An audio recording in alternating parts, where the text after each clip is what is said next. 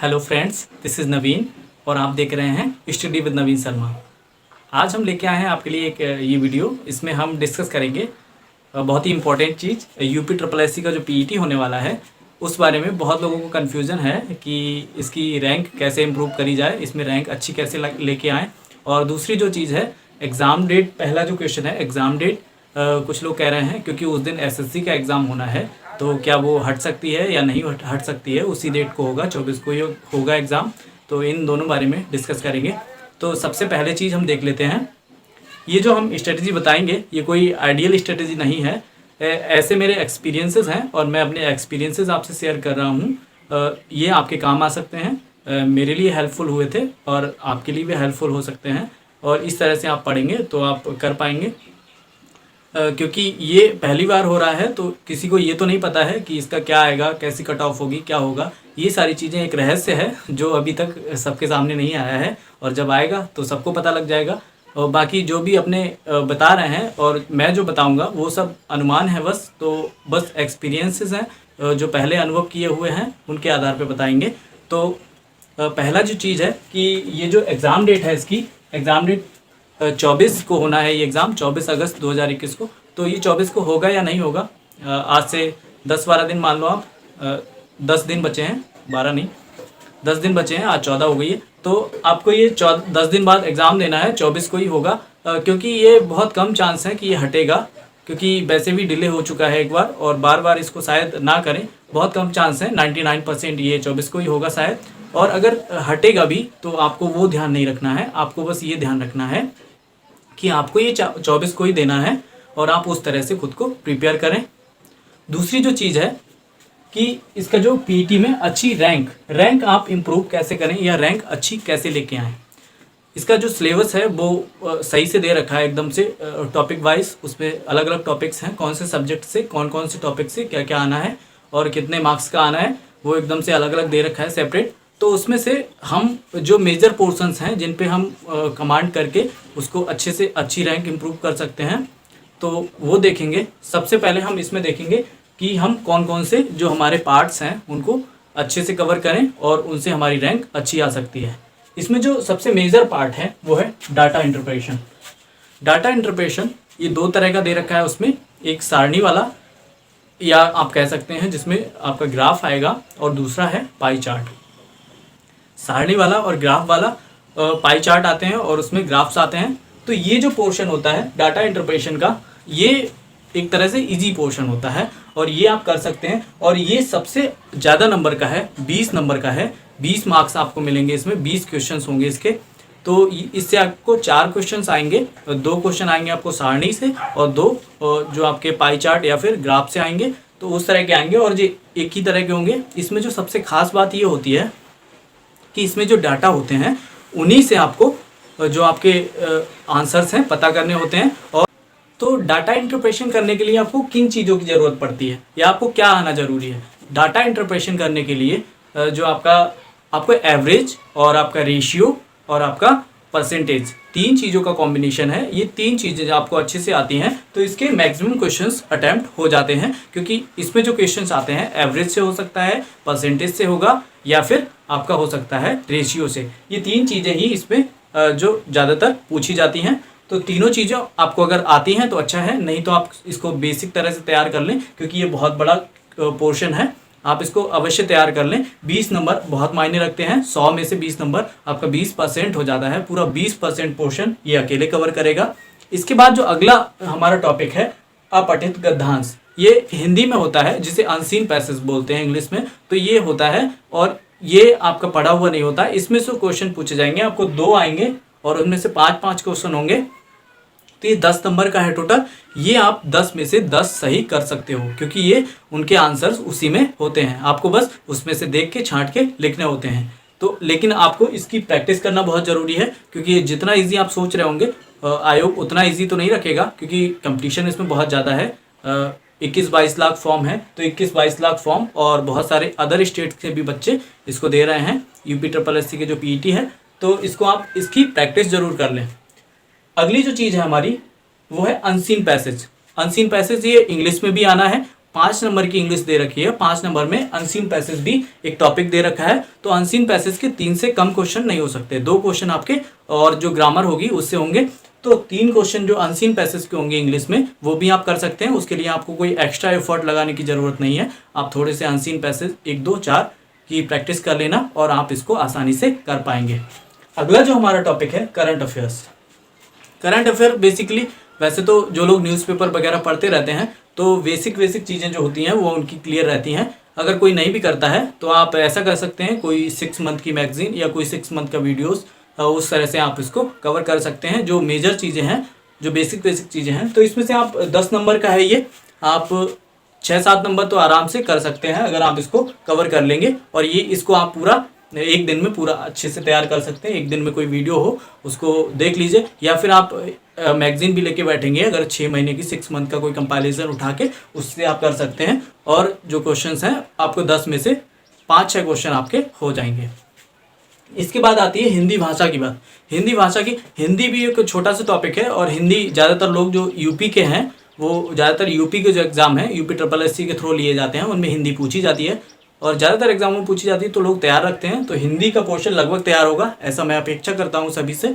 तो ये 5 नंबर भी आपके हो जाएंगे।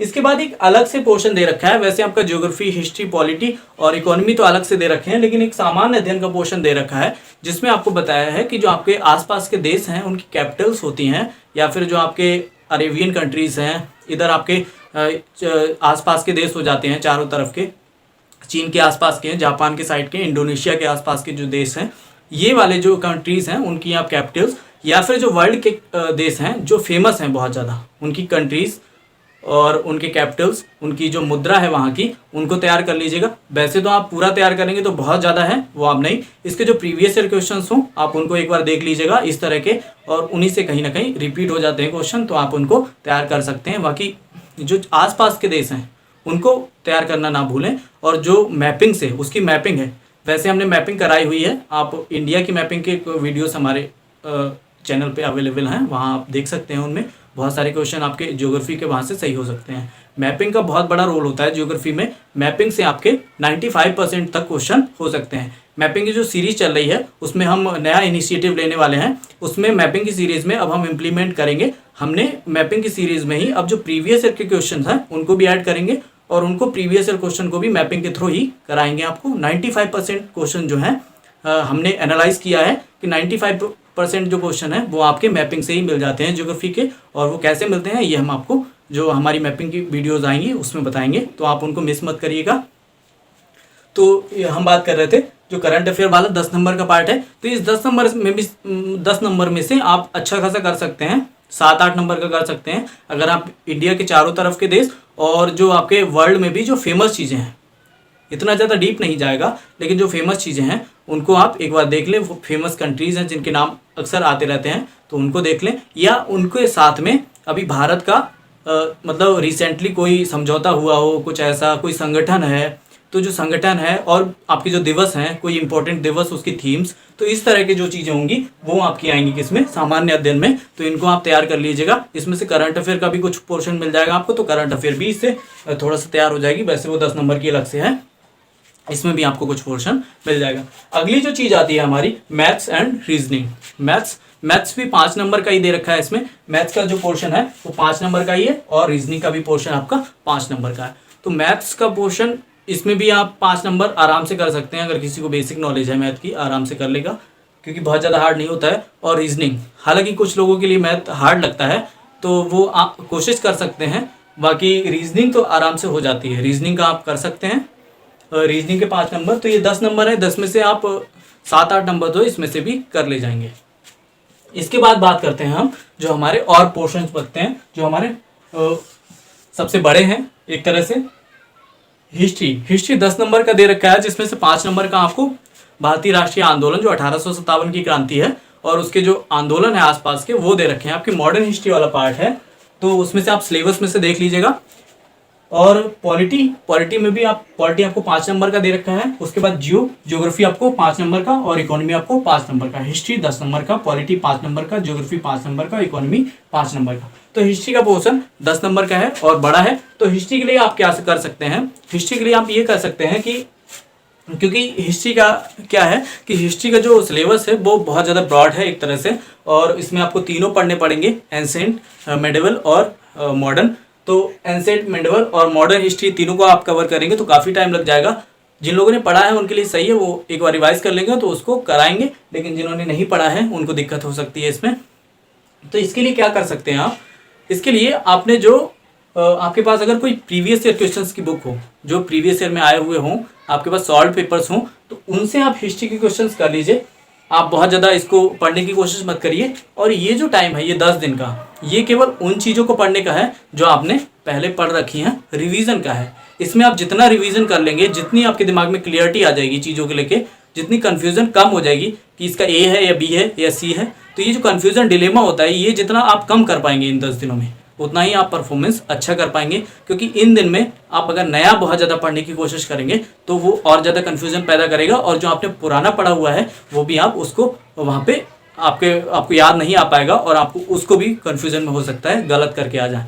तो आप कोशिश करिए जो चीज़ें आपने पढ़ रखी हैं, जो आप पहले से तैयार कर रहे हैं, उन्हीं को बार बार रिवाइज करिए। इन दिनों में बस रिवीजन पे फोकस करिए। और जो चीज़ें हैं, जैसे मेजर पोर्शंस हैं, ये डाटा इंटरप्रेशन है, इस तरह के अपठित गद्यांश है जिनको अभी तक आपने फोकस नहीं किया है। ज़्यादातर लोग क्या करते हैं, इसको बाद के लिए छोड़ते हैं, या फिर जो इजी चीज़ लगती है जैसे अपठित गद्यांश है उसको छूते ही नहीं है, ये हम कर लेंगे, ऐसा नहीं होता है।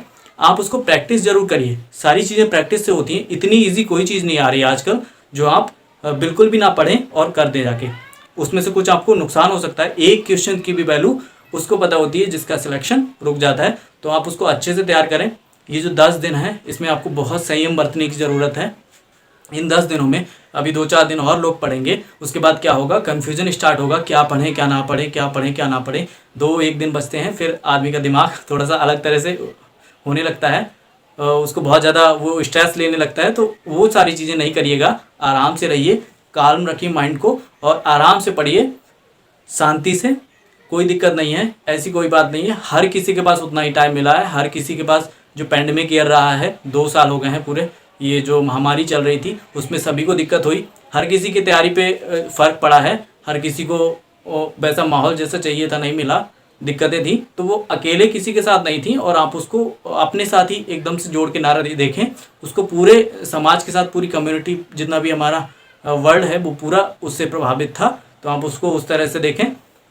बाकी जो आपका आता है, तो इस तरह से आप हिस्ट्री कर सकते हैं। इसके प्रीवियस ईयर क्वेश्चन एटलीस्ट कर लीजिएगा अगर आपने नहीं पढ़ा। जिन लोगों ने पढ़ा है उसको रिवाइज कर लीजिएगा, जिससे पढ़ा है, बस इतना ही। और पॉलिटी की बात करते हैं तो प्रीवियस ईयर क्वेश्चन से ज़्यादातर क्वेश्चन इसके मिल जाएंगे, क्योंकि हिस्ट्री में ऐसा है जो प्रीवियस ईयर क्वेश्चन है वहीं से क्वेश्चन दोबारा पूछे जाते हैं। दूसरी जो चीज़ है पॉलिटी, ये भी आपका, इसको भी, ये जो चारों पोर्शन है एक्चुअली इनको आपको करना है प्रीवियस ईयर क्वेश्चन से। जिन्होंने पढ़ा हुआ है वो तो इसको रिवीजन करेंगे, अपने जो आपने पहले पढ़ा है उसी को रिवाइज करेंगे। और अगर इसकी कोई ओल्ड बुक हो आपके पास, ओल्ड बुक का मतलब जो आपने पहले 2-4 बार पढ़ रखी हो, जो आपने 2-4 बार पढ़ रखी हो, भले वो कोई छोटी बुक हो, जैसे ल्यूसेंट हुआ या इस तरह की कोई बुक, ल्यूसेंट ऑब्जेक्टिव हुआ या इस तरह की घटना चक्र का हुआ, पूर्वावलोकन जो आपने पढ़ रखा हो, तो उस तरह की बुक्स जो होती हैं, या कोई भी बुक हुई, छोटी सी हुई, यूनिक पब्लिकेशन की हुई, या इस तरह की बुक्स आती हैं जो छोटी छोटी होती हैं, ज़्यादातर लोग प्रीफर करते हैं, वो पढ़ते भी हैं। तो उस तरह की बुक्स अगर किसी ने कोई पढ़ रखी है, ये चारों पोर्शन उसमें से पढ़ रखे हैं, या कोई एक पोर्शन भी पढ़ रखा है, पूरा पढ़ रखा है, तो उसको रिवाइज अवश्य करें, उसको रिवाइज जरूर करें। उसको रिवीजन करने से आपको क्या होगा, वो चीज़ें क्लियर हो जाएंगी, और हो सकता है उनसे क्वेश्चन आए तो आपके क्वेश्चन सही हो जाएं। दूसरी जो चीज़ है आपकी पॉलिटी वाला पोर्शन, ये भी प्रीवियस ईयर क्वेश्चन सी, जैसे इसको बताया हमने हिस्ट्री को, उसी तरह से आप कर लीजिएगा। ज्योग्राफी को आप मैपिंग से भी कर सकते हैं। ज्योग्राफी का अगर आप 8+ प्रीफर करते हैं, आपको सभी के पास 8+ वैसे होगा, आजकल जो मैपिंग से क्वेश्चन बहुत ज़्यादा आ रहे हैं, तो 8+ तो सबको पढ़ना जरूरी है, 8+ पढ़िए। अगर किसी के पास नहीं भी है तब भी आप ज्योग्राफी का प्रीवियस ईयर देख सकते हैं। बाकी 8+ थोड़ी थोड़ी चीज़ें आप ऑनलाइन मैप के माध्यम से आप उसको देख सकते हैं। कोई चीज़ है, कोई कन्फ्यूजन वाली चीज़ है, उसको देख लीजिएगा। बाकी इकोनॉमी वाला जो पोर्शन है, इकोनॉमी वाला पोर्शन, ये भी एक तरह से जो लोग पढ़ते हैं या जिनका एज अ सब्जेक्ट रहा है उनको अच्छे से नॉलेज होती है। बाकी कुछ लोगों को ये हार्ड भी लगता है, तो इसका भी आप ये करें कि जो प्रीवियस ईयर क्वेश्चंस हैं उसको पढ़ लें। इसमें जो मोस्ट इंपॉर्टेंट चीज़ है, वहाँ से कई सारे क्वेश्चंस पूछे जाते हैं जो आपके संवर्ती सूची, राज्य सूची और संघ सूची हैं, उसमें जो सब्जेक्ट्स दे रखे होते हैं उनको आप अच्छे से तैयार कर लें। वहाँ से इस इकोनॉमी से बहुत ज़्यादा क्वेश्चन पूछे जाते हैं, और ये इकोनॉमी आप ओल्ड बुक अगर आपने इसकी कुछ पढ़ी है, प्रीवियस ईयर क्वेश्चंस पढ़े हैं, तो उस तरह से उसको तैयार कर लें। तो इस तरह से ये जो क्वेश्चंस थे आपके, आप इसको कवर कर सकते हैं और मोस्टली क्वेश्चंस आप कर पाएंगे।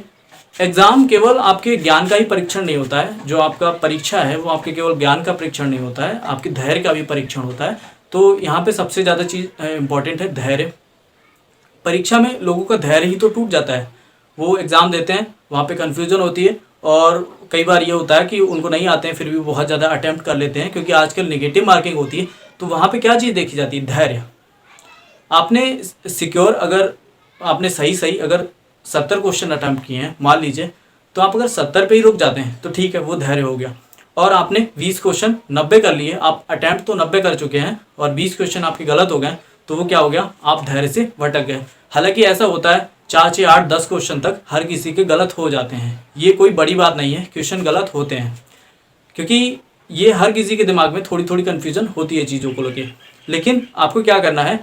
इसको बचना है इससे बहुत ज़्यादा। इसीलिए मैं बार बार फोकस कर रहा हूँ कि जो चीज़ें आपने पहले पढ़ी हैं इन 10 दिनों में केवल आपको वही रिवाइज करनी है। आप नई चीज़ों को मत पढ़िएगा, और वो चीज़ें पढ़िएगा जो आपने अभी बात के लिए छोड़ रखी हैं, उनको अभी और बात के लिए नहीं छोड़िए। अब वो टाइम है जब आप उन चीज़ों पे ही फोकस करिए जो आपने बात के लिए छोड़ रखी हैं।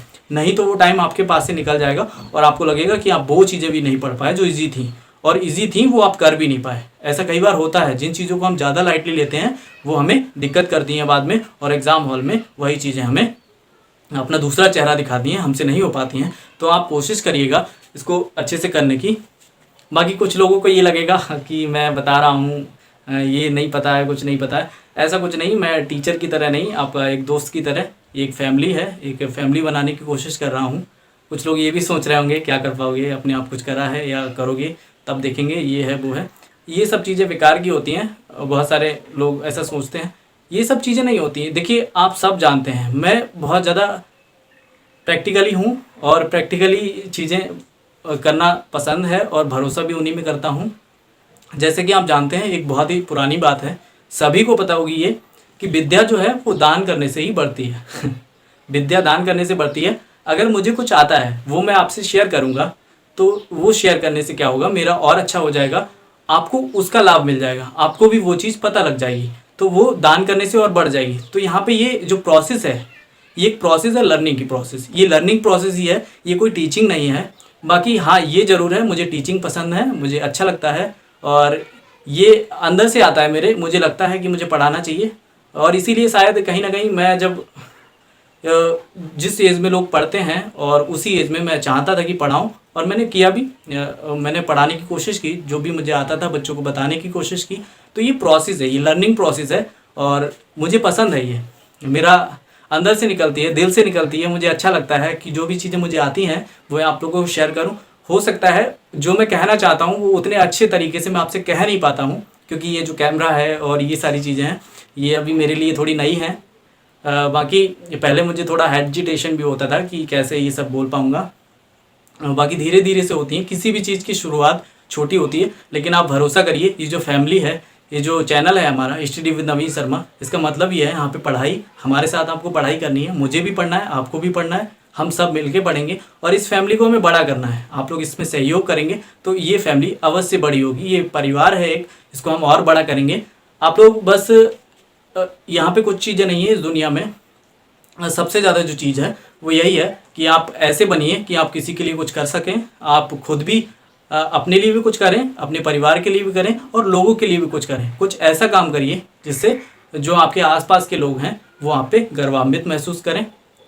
मैं भी ऐसा ही कुछ सोचता हूँ, मेरे जो एम्स हैं वो अच्छे हैं, बड़े हैं, लेकिन बहुत लोग कहते हैं कि इतने बड़े सपने देखने से नहीं होता है कुछ। मैं ऐसा नहीं मानता हूँ, और मुझे विश्वास है कि मैं एक दिन करूँगा, ज़रूर करके दिखाऊँगा, कोशिश करूँगा। कोशिश करने वाले की कभी हार नहीं होती है, ऐसा सब लोग कहते हैं। ऐसे बहुत से एग्जाम्पल आपको मिल जाएंगे।